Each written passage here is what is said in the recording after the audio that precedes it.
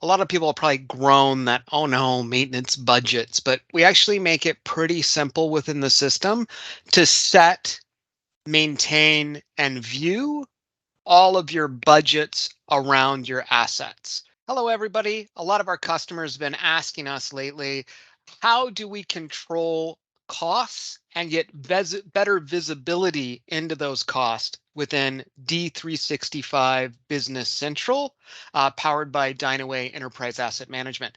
So today, we're going to showcase how we do that using the budgetary functionality directly within the system. Within the EAM system, I'm just going to click on maintenance budgets, but as always, you can click on your magnifying glass and search for maintenance budgets and it'll bring it right up. Everything that we've done in the system is really meant to be found within 1 or 2 clicks, so it's meant to be really easy to find. You'd see I have a simple budget entry just for an example right now, but you can see as we look through it, I could budget by asset, I could budget by asset category, I could budget by asset location, even work order category or maintenance type.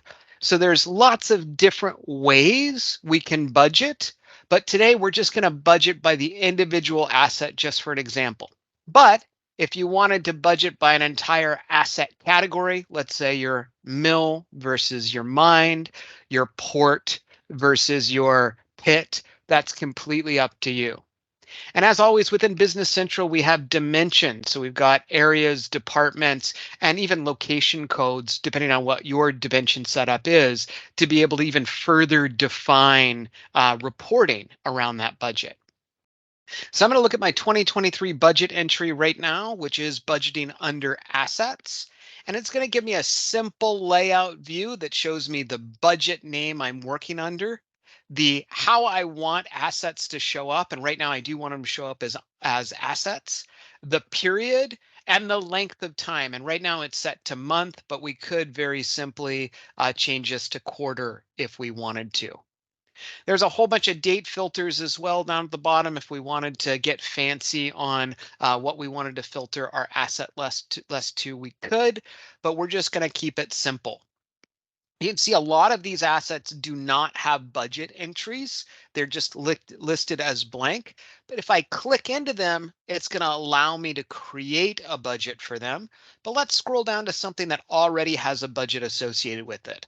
So I'm just going to scroll down a little bit and I'll see a budget entry that I created earlier. And here we go. We've got a budget entry for cyclone feed pump number 1. Right now, I am viewing these costs by quarter, but I want to drill into that budget and see what it's comprised of. So I can click on the number.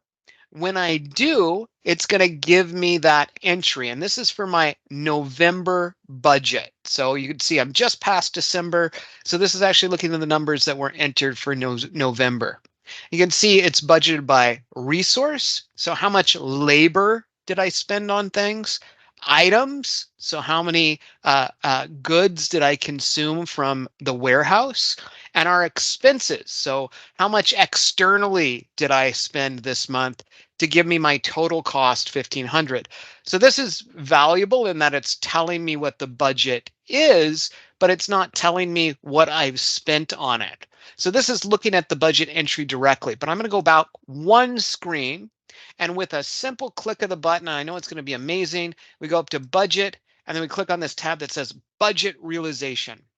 When we do that, it's going to tell us how much we've spent according to our budget.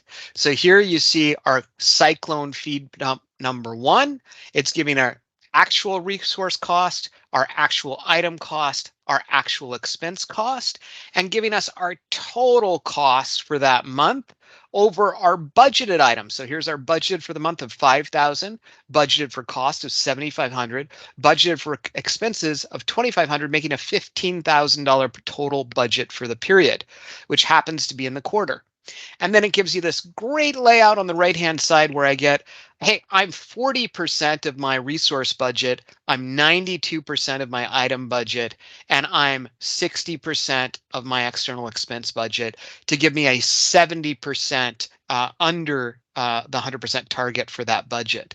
So it's very simple for you to be able to make an entry, but it's also very simple for you to go up within one click do budget realization, see where you are according to that budget, be able to see whether or not you're over under via all of your assets.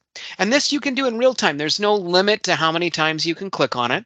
So in real time, as I'm adding or posting labor, as I'm adding or posting item costs, or as I'm adding or posting expenses, it's giving me real time view into how I'm doing against my budget. Now that is a pretty powerful for our maintenance folks, in that we don't have to wait for a budget realization package or a monthly budget package to come from our financial associates. We can see it directly in the system within real time, very, very easily in 1 to 2 clicks. So probably the easiest way for our customers to really understand and control their maintenance cost is to look at, do I have a budget entry for that asset? And am I tracking my resource, my item, and my expense costing? And am I going in and looking at the detail of what it's costing us and why? This is probably the most advanced tool that's simple to use. Within a few clicks, we can tell you the total visibility for costs into that asset with very, very little effort. If you're interested in seeing a demo for D365 Business Central powered by Dynaway Enterprise Asset Management, please reach out to us today. Thank you for your time.